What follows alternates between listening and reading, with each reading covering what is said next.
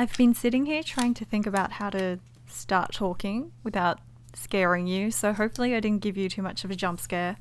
I am someone that is very easily scared. I think I think it's just very, very easy to scare me. I'm just very hyper vigilant all the time. Anyway, back to what I'm journaling about. So this is my life archives. This is the Midori one day, one page A6, I think it's called.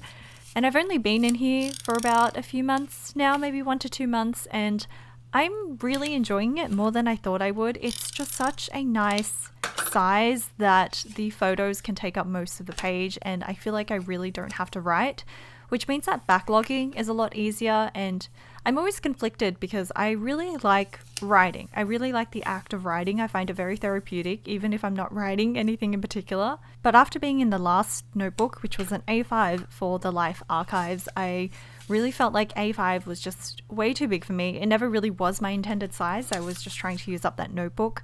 But I felt like I went completely 180 in the other direction, and now I'm in a book size where there's barely any space for writing, and I was really curious how I would feel about it. So far, I'm enjoying it because it's so easy to keep up with, and I haven't felt the need to add too much writing because I feel like, I mention this all the time, but the moments that I am archiving in here are very, very simple, and I feel like oftentimes the photo speaks for itself. I really don't have much extra to add on.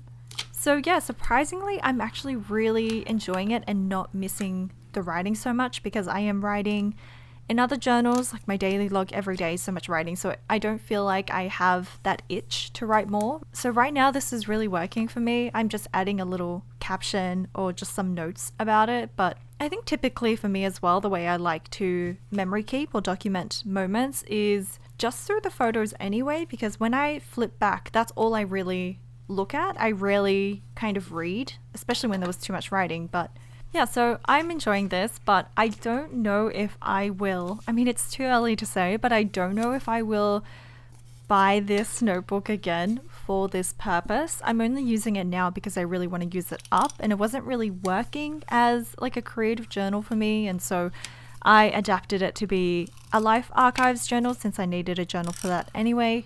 And again, I really like the size. I think A6 is really cute, but I'm not a fan of the thickness of it. I don't think I need that many pages. And I do like the idea of your entire year being captured in a single book, and I'm really not sure how long it'll take me to finish this journal. So yes, I'm still very much in the experimental phase and just seeing what works and seeing what I like about this particular journal. But so far I am definitely liking it a lot more than the A5 notebook. And just to explain again, in case you don't know, I print my photos on scrap paper because I am a paper hoarder, like paper scrap hoarder. So I keep any piece of paper that's blank on the back because I see that as an opportunity, like as free paper I can print on the back. And so most of my photos, pretty much all of my photos, I don't know why I said most, all of my photos are printed on scrap paper. So it's usually just spam mail, paper from invoices, like orders that I get, and just paper that I've accumulated over time. And one, I really like it because it's really affordable. I just print it on my printer at home. So I have a Canon Pixma Pro IP 8760. I believe that is the name. It's quite an affordable printer. It's an A3 printer, and I feel like it's very vibrant, the print. It's the same printer I use for the products in my shop when I'm printing stickers, so I really like the quality, especially for the price point, and I feel like the ink is really, really cheap as well compared to the last printer that I had, and at the rate that I print, because I feel like I'm printing quite a lot. It still takes me several months to go through a single ink cartridge.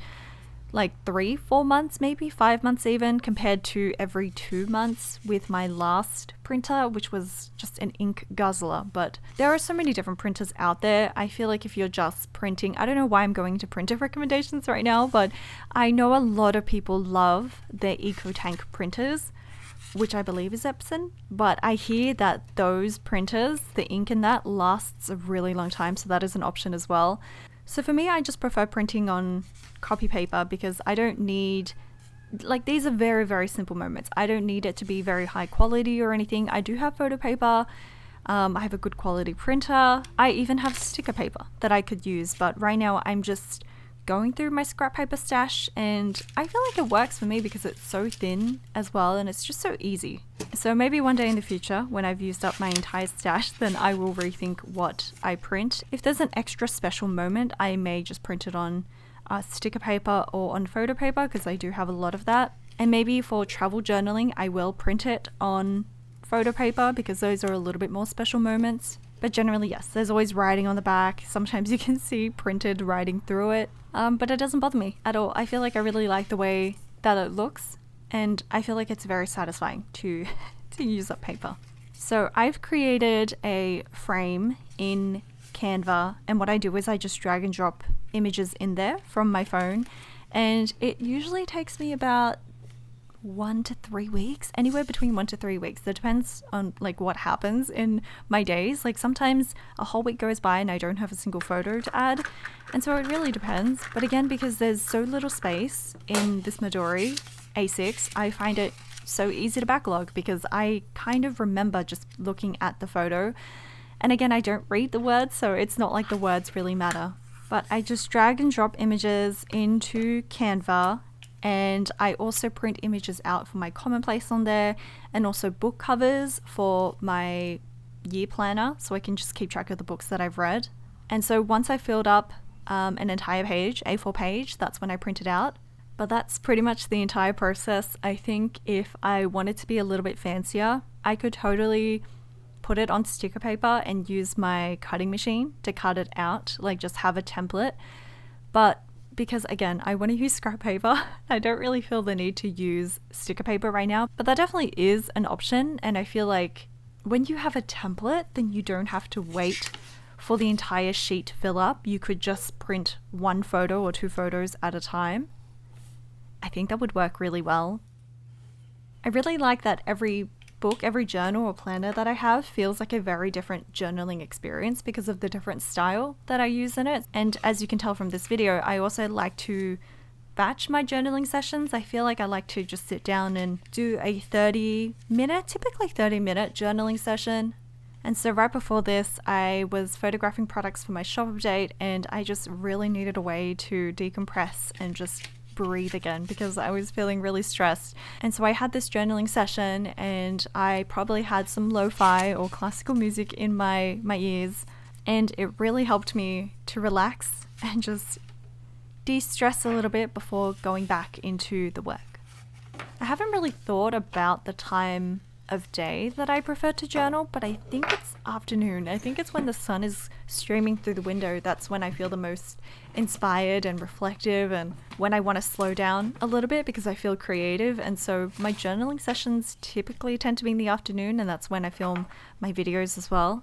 So I think that's enough rambling from me. I hope that gave you a little bit more context about how I like to journal and how I'm using this particular journal. I would also love to know if you prefer background music, without background music, ASMR only, a little bit of talking.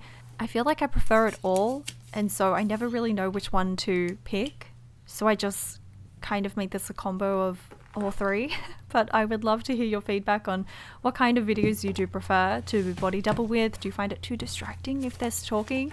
I personally like to have someone's voice in my ear, but then tune them out sometimes, so it just becomes background noise as well, so I'm not necessarily paying attention to their voice. But that is all from me. I promise we're gonna get back into some music and some ASMR for the rest of the video.